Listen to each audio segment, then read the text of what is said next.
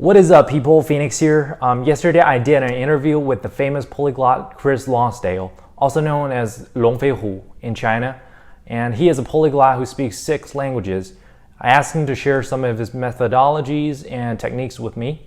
The interview was conducted in Mandarin Chinese, Cantonese, and then English, particularly in that order.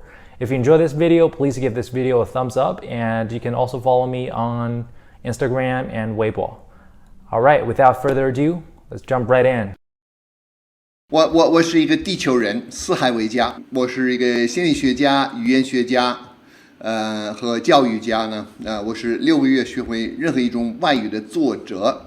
当然有我的 TEDx 讲，不只是一个，我有好几个。我是功夫英语的创始人，也是一个高级商务的顾问，包括心理顾问。很多人可能不知道，我也是一个探险家，和做了很多年的环保工作呢。您的中文名就是龙飞虎，这个名字你是怎么取的？我刚刚到了北京，他们就给你起一个名字嘛，你不能用那个英文字母了嘛，所以当时你知道吗？刚刚问个完了嘛，他们给什么名字呢？我的叫克莱斯特夫约翰朗斯戴夫。那第一，一点不像个名字；第二呢，第二人不会记住了。我就一个晚上睡觉的时候，我就起来就梦见了龙飞虎这个名字，所以我就决定就用这个了。特别好玩呢，我到了香港以后了，我去申请那个香港的身份证，我都要这个身份证上有中文的。然后呢，他们就说，为了能有中文，你必须能够写字儿啦。其实当时很多文盲在香港，很多老太太、老人呢，就都不会写中文的嘛。但我不跟他挑战这个，我就是拿笔就写了我的名字。他一看，行，那没办法，必须得给我。那很多窗口的那些政府工的过来看了，都在那笑。然后呢，他们都回去了。然后一会儿差不多1个小时了，有人走到那麦克风 ，pop pop pop， 龍飛虎16號場。然後我走过去，那个厅里面应该是有100多人，他们就拧着头就看着我走过去了。所以但是我的身份证有中文的，而且我的后代都有中文的。那既然都講到這兒啦，我們咁換下試下講廣東話啦。聽聞你講廣東話都得。我廣東話應該過得去啫咩？喺香港好多年啊嘛，起碼揾到食咯，可以咁樣講。係呢排係香港定係好耐以前係香港？其實我係1984、85年去香港咯。咁一到啦就即刻開始學啫。4個月啦，應該可以好獨立啦，完全可以生存啦。所以咧，你係先學咗普通話，跟住你學咗廣東話係嘛？係啦，因為已經識普通話咧，廣東話就一啲唔難噶啦，就要習慣佢嗰啲音調啦，同普通話有啲唔同啊，同埋佢選擇用咩詞咧有啲分別啦嘛。普通話咧喝茶嘛，廣東話咪飲茶嘛。我覺得廣東話最難嘅係佢音調，因為我東北人嚟㗎，我哈爾濱嘅，所以咧我廣東話咁多音調咧就我聽唔出嚟嘅，即係佢話佢錄音搞調嘛，但係我普通話即係4個音嚟㗎嘛，我聽唔出咁多嘅個音調。音調咧雖然有一定嘅作用啦，但係佢唔係絕對啦，係相對嚟㗎。所以都係一種感覺啦。同譬如你講 Scottish 啊，同埋 London English 呢種嘢咧，都係一種文化嘅感覺為準。個音調啦唔係咁緊要啦，但係你嘅廣東話啦就好正啊！多謝晒，真係好正啦！好多北方人啦就捉唔到廣東話啲音啊，你都好正㗎啦，唔錯啦，真係㗎。香港嘅朋友傾偈咧，佢話你東北口音就出嚟啦。有少少啦，有少少啦，咁你可以當佢講你廣普啦就好好嘅啦，你。And since we're here, I'm going to switch gears to ask you some questions in English. If that's okay. No problem. No problem. So, what do you think are the biggest changes over the past 20 years in the language learning, language teaching industry, and what is the significance of learning languages in the 21st century? Okay, well, they're both very big questions and quite different. So, Yeah. let's start with the first one. The simple answer is plus ça change, plus c'est la même chose. The more things change, the more they're the same. So if you look at language learning, okay, there's still classes. People still go to classes. So that hasn't changed. Some of those classes are done online. So going online, that's in my view a superficial change. It's not actually a fundamental change. It's still almost everywhere. It's grammar translation. It's remembering words. It's doing word lists. It's teaching grammar. Right. So really, the industry hasn't changed. An exception to that, to some extent, would be Pimsleur. Pimsleur's approach was to use audio only, and to gradually build up an understanding. So you would get a core, and then you'd build on that, and you build some more.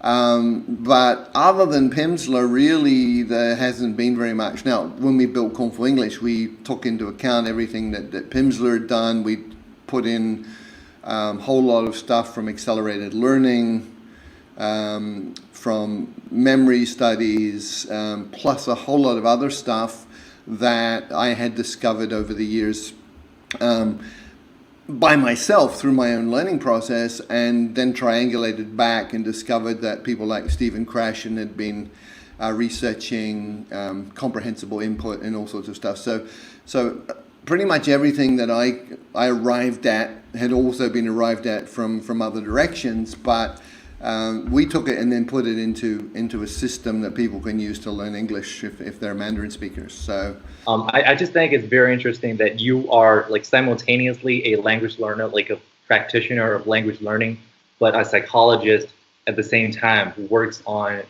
language acquisition, second language acquisition, and at the same time you're learning languages. So you're both going after the theories as well as like putting it into practice. So I think it's really interesting to see what you come up with. As someone once said, there's nothing quite so useful as a good theory. Right. What do you think is the significance of learning languages in the 21st century? Okay, well, first of all, if we don't, we're dead. I mean, the world is more and more interconnected. You have different cultures beginning to bump up against each other. These cultures all have their own specific set of mental models, and we need to understand those mental models of other people and our own in order to get beyond the differences and get to the commonalities. All right, that's absolutely key, right? So in order to do that, we have to learn each other's language. Now, you speak Cantonese, you speak English, you speak Mandarin. You will know that even in your body, the feeling of those languages is different. Right. The thoughts that you can access in each of those languages are actually going to be a little bit different. Have you had that experience? Yeah, definitely. You would say things in English that you wouldn't necessarily say in Mandarin Chinese or in Cantonese. So I guess that slightly affects the way you think. In Chinese, I could say, tui qiao, and there's no word in English that sums up tui qiao in the right way. It's got hesitancy, it's got respect, it's got uncertainty, but with desire, all in that little piece, right? to take that a step further, you're probably going to ask about, yeah, but what about AI and machine language learning and automatic translation? My answer is it doesn't cut it. It doesn't cut it. They've been trying for decades now, and they can't get beyond the current level. So even the stuff that they're doing with these massive statistical programs that do statistical analysis on the language and collocation and all that and give you best guess, it still doesn't allow you to do what language does, because language at the end of the day is a labeling system that allows humans to label their experience and share their experience with others via the labels. And the machines don't have that experience. A lot of the words and phrases, they have such cultural and ideological implications that can't be interpreted by machines, by computers. Like in Chinese, exactly. The phrase like 家国天下, it has such a big cultural and ideological implication that just doesn't translate unless you know the word in Chinese. So my next question is, so in your talks, you've talked repetitively about the idea of 泡脑子, of I guess the immersion. Brain soaking. The word in English I coined is brain soaking. What do you think makes a piece of content a good input or a good material for practicing 泡脑子? All right. Great question. 泡脑子 is a state. It's not related to content. Any language that you're hearing, it's not about reading, it's about hearing. Any language that you're hearing that you don't understand, and that quite often could be quite mushy because you're not even hearing it clearly, is stuff that you should be brain soaking with. So it's whenever you meet that sort of content, you just switch into a brain soaking state, which is you don't care about the meaning. You relax completely into this. You begin to pay attention to the rhythm, to the intonation, to the starts and stops and the feeling of the language. And if you have an opportunity where you're with people, you can also observe the environment and the body language. And if you're just listening, then you have no other sensory input. What's going to happen is your brain over time, quite quickly, is going to start to hear clearly what it wasn't hearing. So one of my experiences in listening to another language was, shit, the recording quality is really bad. It's very unclear. And I listened for 3 days and I went, hang on a minute, the recording quality is fine. Yeah, I think that's a really radical theory, because that's almost the complete opposite of the comprehensible input theory of Steve Cushion. Yeah, so what you just said is just listening to content. It doesn't matter if you can understand it or not. But according to the comprehensible input theory, you have to listen to the content where you can understand the majority of it. No. If you actually, what Krashen is saying is that if the input is comprehensible, then you will acquire the language subconsciously. So when Krashen actually runs workshops, he will use body language to communicate the meaning as he's saying stuff in the target language. All right, so it's not doing input and not understanding it. The key is that the communication as a whole is understood, even if the language element of that communication is new to you.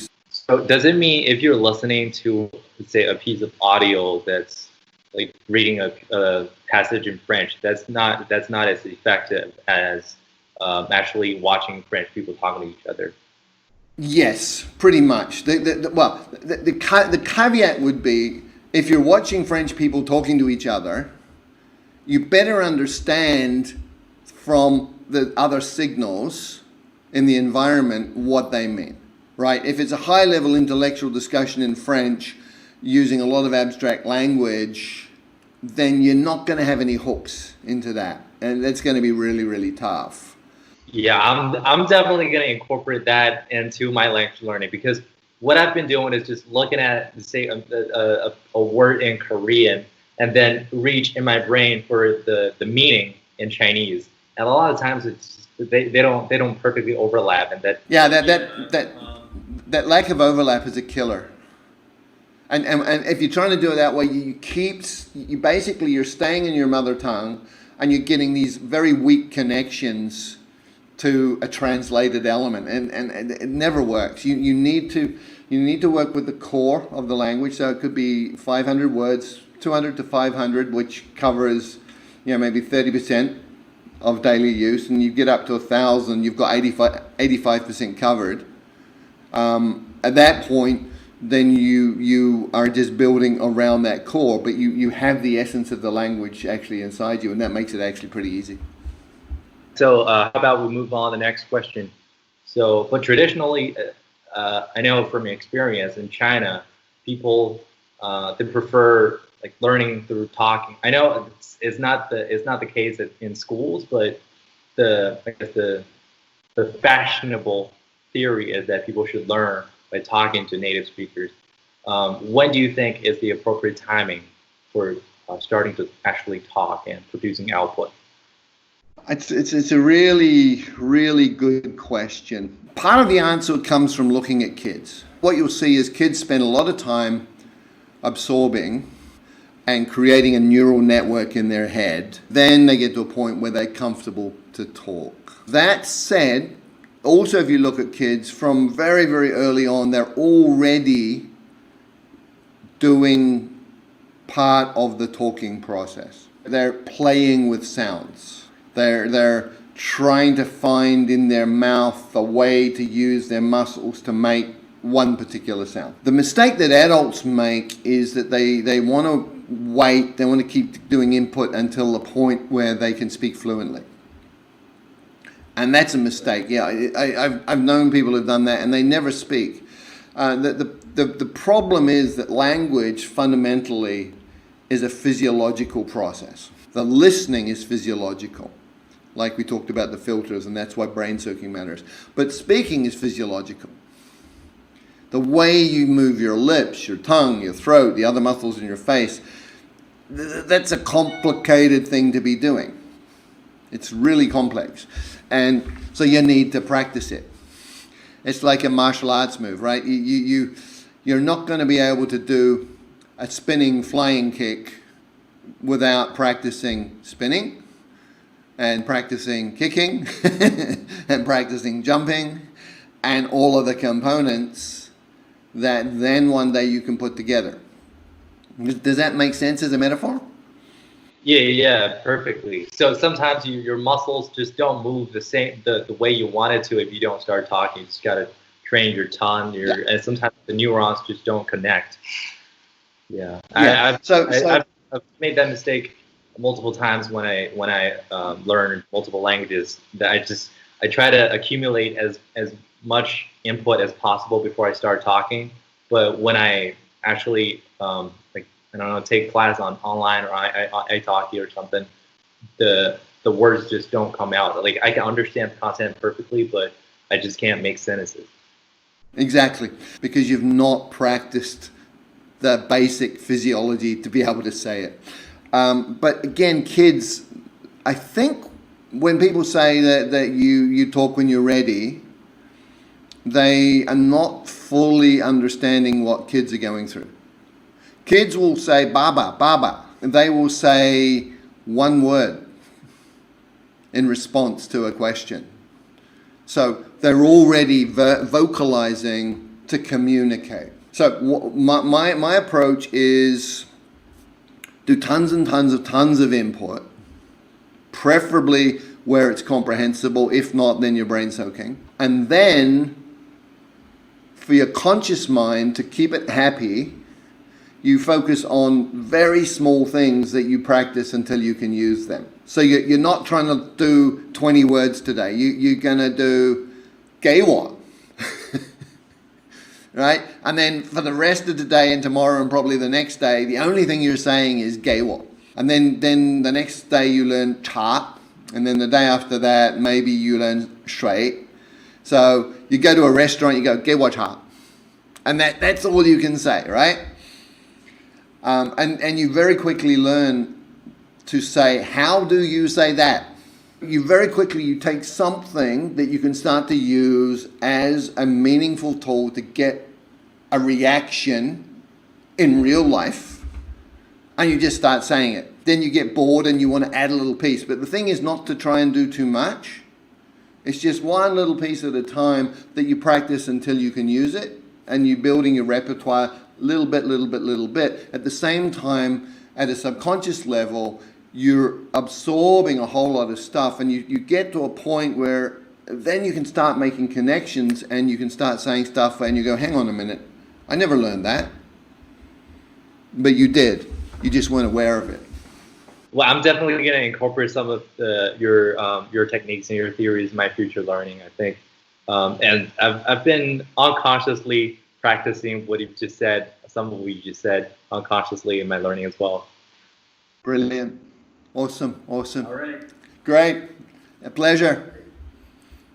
All right. Have a good day. You too. Bye-bye. Bye.